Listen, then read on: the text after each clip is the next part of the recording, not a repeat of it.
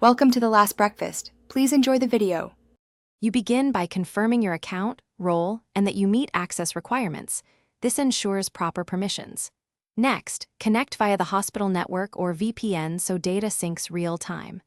Open the patient list and find the target using MRN, last name, or filters so you don't waste time.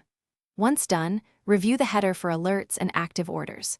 Make sure auditing and autosave are enabled because that prevents data loss and keeps your actions compliant with policy.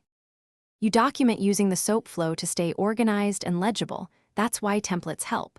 Start with concise subjective notes, then add objective vitals and exam findings.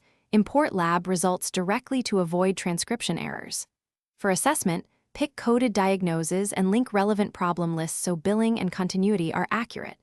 In the plan, place orders, set follow-ups, and attach patient instructions. Once you draft entries, run spell check and structure data validation to catch missing fields before signing. You finish by carefully reviewing the note, reconciling medications, and electronically signing to lock the chart. This final step triggers billing and care coordination. Make sure orders show active status and that follow-up tasks are assigned. If something looks off, check the audit trail for timestamps and changes to understand what happened.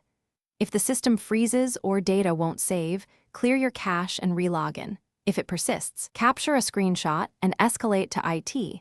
This speeds resolution and preserves patient safety. Thanks for watching. If this was helpful, leave a like and consider subscribing. See you next time.